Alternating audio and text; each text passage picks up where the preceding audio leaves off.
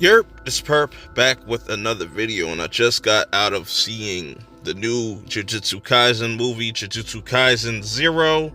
This is a prequel to season 1, so that's kind of interesting that they would put that out there, because I feel like after watching this movie, I feel like if you've never watched Jujutsu Kaisen, you can honestly start with this movie since it goes into season 1.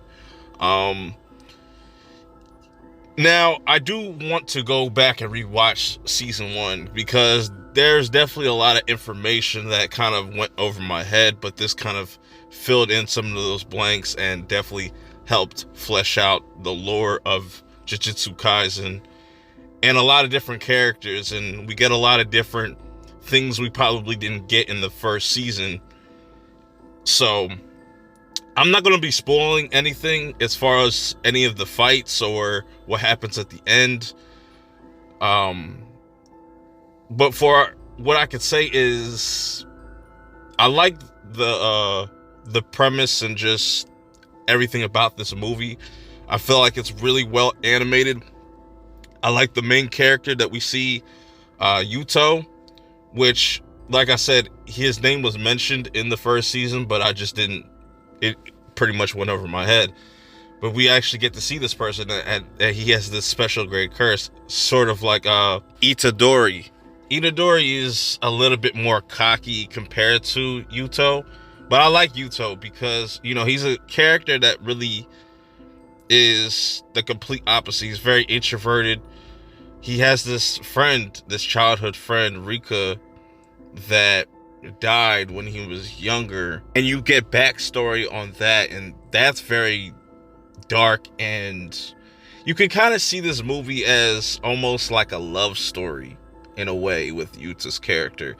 And we also see a lot of familiar faces from the first season that we saw, like Maki, Panda, Toji, I think that's how you pronounce his name, the guy that only says like certain words, and he has the whole, you know, yeah, that guy.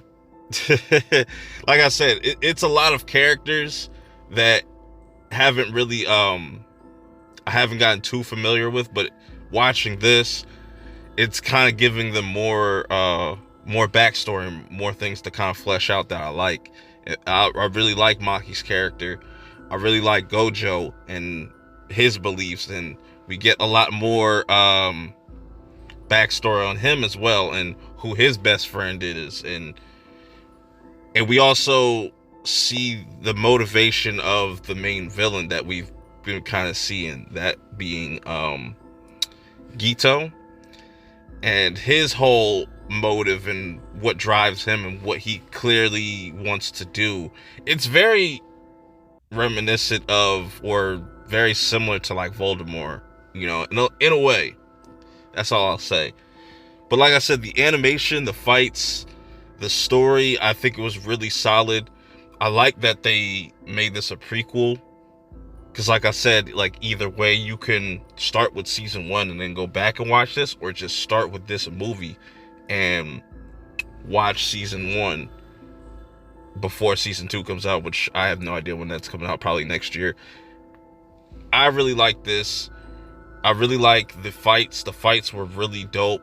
I think it was really crisp and clean. Nothing looked too out of place.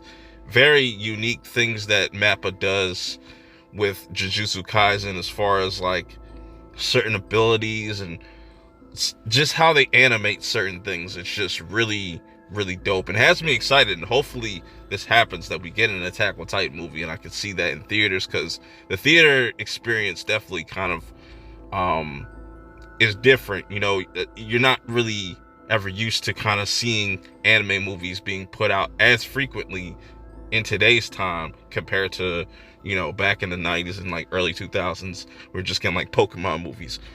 But yeah, man, I think there's a lot to like about this movie in general, and it definitely makes me want to go back and rewatch season 1 to kind of see how it all kind of falls in line with everything that I've seen up this far. But this made me more of a fan. I would say that, because I watched season 1 and just kind of didn't really feel nothing for Jujutsu Kaisen. I could respect it, and I really think they have some really dope fights that, you know, definitely deserve their respect. But this, just kind of them fleshing out the lore and just the world building was really dope.